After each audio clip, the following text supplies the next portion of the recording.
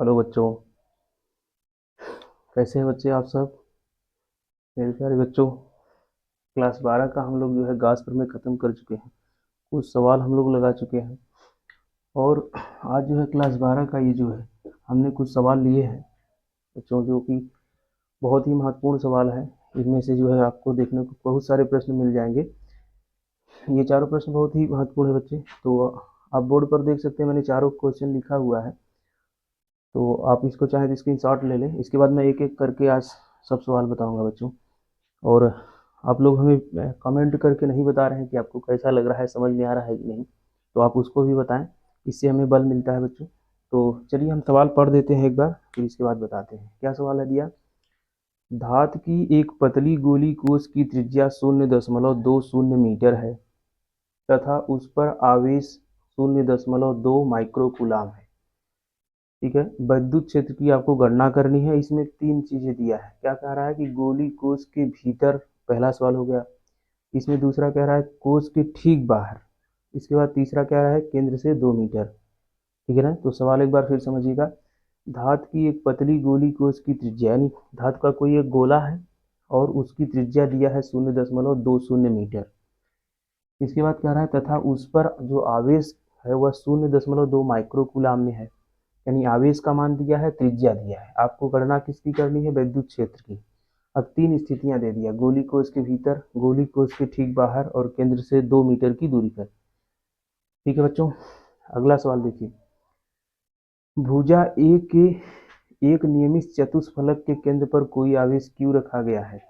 किसी एक फलक से निकलने वाले विद्युत फ्लक्स की गणना करिए।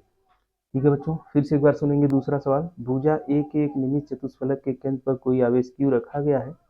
किसी एक फलक से निकलने वाले विद्युत फ्लक्स की गणना करिए। तीसरा देखेंगे, 1 मीटर भुजा के घन के प्रत्येक फलक से निकलने वाले विद्युत फ्लक्स की गणना करिए। अच्छा, मतलब एक घन होगा, उसकी भुजा 1 मीटर होगी और उसके प्रत्येक फलक से निकलने वाले फ्लक्स की गणना करनी है। चौथा सवाल देखेंगे, दो समांतर तथा अनंत लंबे तारों पर क्रमशः λ1 और λ2 कूलाम प्रति मीटर का आवेश रखा गया है। यदि दोनों तारों के बीच की दूरी d है तो प्रत्येक तार द्वारा प्रति एकांक लंबाई पर लगने वाले बल की गणना करनी है। ठीक है बच्चों, तो सवाल आपने समझ लिया। आइए हम लोग एक एक करके सवाल लगाते हैं। तो मैं इसको गिरा रहा हूँ।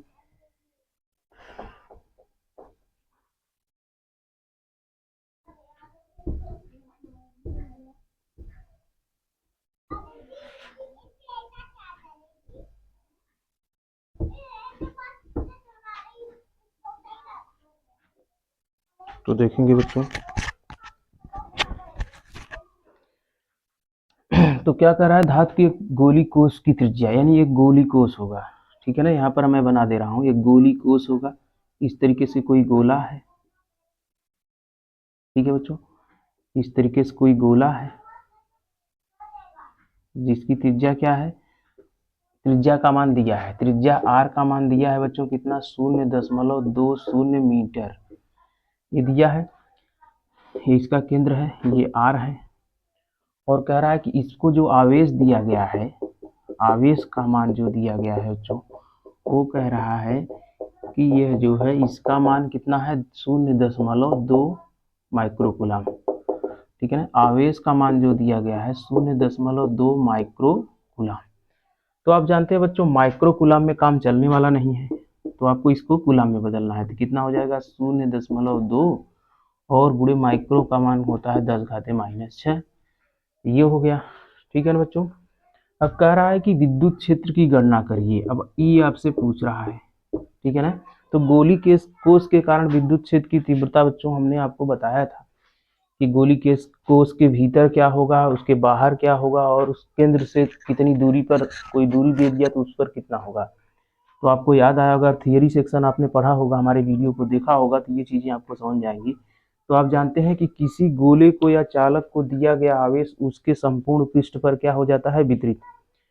ठीक है बच्चों, यहाँ पर क्यू आवेश देखो, अंदर कोई आवेश नहीं रहेगा, अर्थात अंदर कोई आवेश नहीं रहेगा। आवेश नहीं रहेगा तो इसका मतलब क्यू का मान 0। ठीक है बच्चों, और आप जानते हैं कि विद्युत क्षेत्र की तीव्रता ई बराबर क्या होता है, 1/4 pi epsilon not Q upon R square, यही होता है बच्चों। तो जब Q है ही नहीं है तो पहली स्थिति के लिए Q बराबर 0 रखेंगे तो ये टोटल 0 आ जाएगा, क्योंकि ये 0 हो गया, Q का मान 0, तो 0 में किसी संख्या का गुणा करेंगे तो 0 आ गया। तो गोली कोष के भीतर पहला सवाल जो था उसका मान 0 आ गया। ठीक है बच्चों, ये पहला आंसर है। इसके बाद गोली कोष के ठीक बाहर, यानी ठीक बाहर का मतलब इसके पृष्ठ पर, तो दूसरी स्थिति में अगर हम E2 मान लें तो दूसरी स्थिति में E2 बराबर क्या हो जाएगा, यही फार्मूला बच्चों, 9 गुणे 10 की घाते 1/4 पाई एप्सिलॉन नॉट के स्थान पे हम लोग 9 गुणे 10 घाते 9 भी लिख सकते हैं, गुणे, और Q का मान गोली कोष के पृष्ठ पर है तो Q का मान यहाँ हमारे पास दिया गया है 0.2 गुणे 10 की घाते -6 बटे आर स्क्वायर। अब देखिए बच्चे, गोली कोष के ठीक बाहर यानी उसके पृष्ठ पर, तो पृष्ठ पर होगा तो इसकी दूरी कितनी होगी, इस आवेश की दूरी यहाँ से यहाँ तक कितनी होगी, आर के बराबर। तो आर का मान हमारे पास उपलब्ध है, यहाँ पर हो जाएगा आर का स्क्वायर, तो 0.20 गुणे 0.20 मीटर स्क्वायर हो गया, तो स्क्वायर कर दिए हम लोग बच्चों। अब इसका हम लोग गुणा कर लेंगे। तो गुणा करने का मतलब क्या है बच्चों, देखो जब इसका गुणा करेंगे हम लोग, ये दशमलव है तो हम इधर 0 बढ़ा सकते हैं कोई भी, तो ये कट जाएगा बच्चों, कट जाएगा। ये बचा आपका 10.20 बचा, तो ये दशमलव है तो ऊपर जाएगा 100 बना देगा इसको, ठीक है ना। तो क्या हो जाएगा बच्चों, ये जाएगा आपका 9 गुणे 10 की घाते 6, इसको घटा देते हैं, 10 घाते 9 में से 10 घाते 6 घटा देंगे तो 3 आ जाएगा, और बटे हमारे पास क्या बचा 0.20। अब ये दशमलव ऊपर जाएगा तो यहाँ 100 बना देगा बच्चों, तो कितना हो जाएगा 9 गुणे 10 की घाते 3 गुणे 100 बटे 20, यही होगा, देखेंगे यही होगा। और ये दशमलव तो उधर शून्य में बदल गया बच्चों, तो ये 20 पंजे 100, और 9 पचे 45, ठीक है ना, 9 पचे 45, ठीक है बच्चों, 45 आ गया, गुणे 10 की घाते 3, ठीक है ना। अगर एक अंक पे दशमलव, उत्तर आप देखेंगे एक अंक पे दशमलव दिया होगा तो हम इसी को 45 गुणे 10 घाते 3 को लिख सकते हैं 4.5 गुणे 10 की घाते 2, ठीक है ना। 10 से भाग दे देंगे तो 10 से गुणा भी करना पड़ेगा, तो यहाँ सॉरी माफ कीजिएगा, 10 से भाग देंगे जब इसमें तो 10 से गुणा करना, यहाँ 10 घाते 4 हो जाएगा, ठीक है बच्चों। तो इतना आ गया न्यूटन प्रति कूलाम, यही हो गया विद्युत क्षेत्र का मात्रक 4.5 गुणे 10 घाते 4 न्यूटन प्रति कूलाम, ये आएगा आंसर बच्चों, ठीक है ना। तो दूसरी स्थिति में गोली कोष के ठीक बाहर, या इसी को कहता गोली कोष के पृष्ठ पर, तब भी आप यही कहते। तो हमें उम्मीद है कि आपको समझ में आ गया होगा। तीसरा देखिए, इसको मैं मिटा दे रहा हूँ।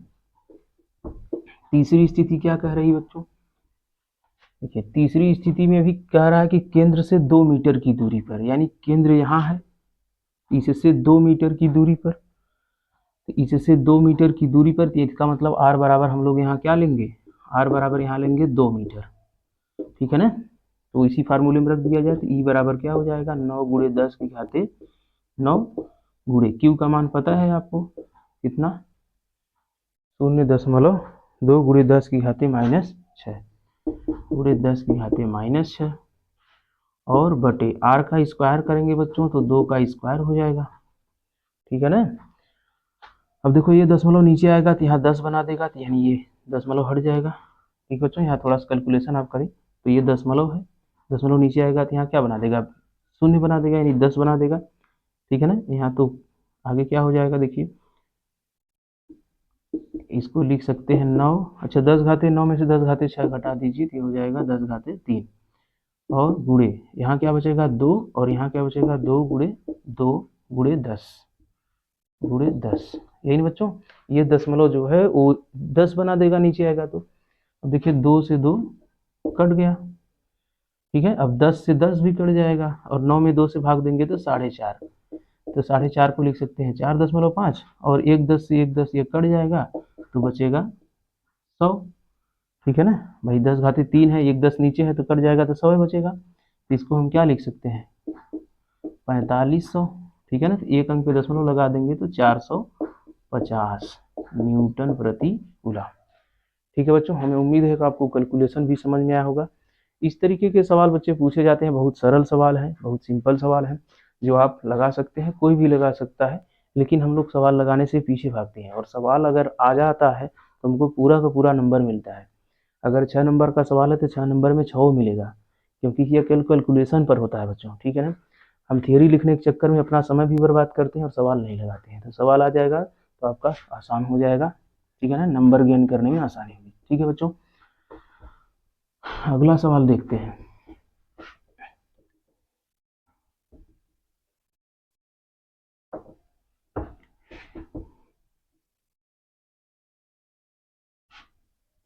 अगला सवाल क्या था बच्चों, एक नियमित चतुष्फलक था, ठीक है ना, ए भुजा वाला, ठीक है, चतुष्फलक, चतुष्फलक का मतलब जिसमें 4 फलक हो, ठीक है ना, चतुष्फलक का मतलब, चतुष्फलक, चतुष्फलक का मतलब बच्चों होता है जिसमें 4 फलक, यानी कोई ऐसी आकृति हो जिसमें 4 फलक दिया गया हो। 4 फलक, चतुष्फलक का मतलब 4 फलक, 4 फलक, ठीक है ना। तो ए भुजा वाला कोई आकृति है जिसमें 4 फलक हैं, तो प्रत्येक फलक से गुजरने वाला फ्लक्स का मान ज्ञात करना है। ठीक है, आपको ज्ञात करना है फ्लक्स, विद्युत फ्लक्स की गणना करनी है। तो मान लीजिए कि ये 4 फलक है इस तरीके से, हालांकि ये 4 फलक तो नहीं लग रहा है बच्चों, लेकिन आप इसको 4 फलक समझिए, एक फलक इसको, एक फलक इसको, एक इसको, एक इसको, ठीक है ना। तो अब जानते हैं कि किसी बंद, ये बंद पृष्ठ हो गया, किसी बंद पृष्ठ से गुजरने वाला फ्लक्स क्या होता है बच्चों, फाई बराबर क्यू बटे एप्सिलॉन नॉट, यही होता है। तो ये सम, यहाँ पर कोई अगर आवेश होगा तो क्यू होगा, मान लो यहाँ कोई आवेश क्यू है, ठीक है, तो उससे गुजरने वाला संपूर्ण फ्लक्स ये है। यानी ये बंद पृष्ठ 4 फलकों वाली है, तो इसको हम लिख सकते हैं 4 फलकों से गुजरने वाले, 4 फलकों से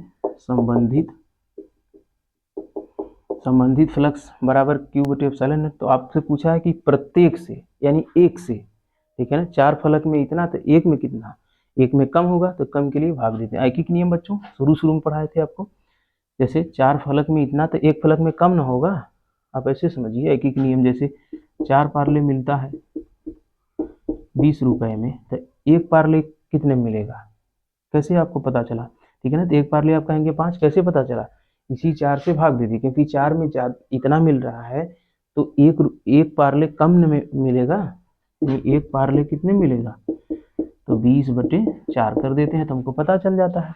उसी प्रकार अगर 4 फलकों से, यानी संपूर्ण बंद पृष्ठ से गुजरने वाला फ्लक्स क्यू बटे एप्सिलॉन नॉट है 4 फलकों से, तो एक फलक से पूछ रहा है, एक फलक से संबद्ध, एक फलक से संबद्ध फ्लक्स कितना हो जाएगा बच्चों, फ्लक्स बराबर कितना हो जाएगा, क्यू बटे 4, 4 का भाग दे देंगे तो ये आ जाएगा बच्चों। अगर 5 फलक वाला होता तो यहाँ 5 आ जाता, अगर यही 6 फलक वाला होता, यानी घन होता या घनाभ होता, तो क्या हो जाता, 6 हो जाता, ठीक है ना। यानी जितना फलक रहेगा उससे हम क्या कर देंगे, संख्या से भाग दे देंगे, तो प्रत्येक से निकल जाएगा। ठीक है बच्चों, तो दूसरा सवाल हो गया ये, दूसरा भी आपको समझ में आया होगा। अगला सवाल जो था आपका कि किसी घन, अब देखो घन आ गया, वही सवाल अभी बता रहे थे कि घन में 6 फलक होता है, 8 कोने होते हैं, ठीक है ना बच्चों। तो देखिए कह रहा है किसी घन, ये कोई घन है, इसकी भुजा 1 मीटर है, ठीक है ना, कोई घन है, इस तरीके से देखेंगे बच्चों, इस तरीके से कोई घन मान लीजिए है, घन की सारी भुजाएं बराबर होती हैं, तो ठीक है बच्चों, तो अगर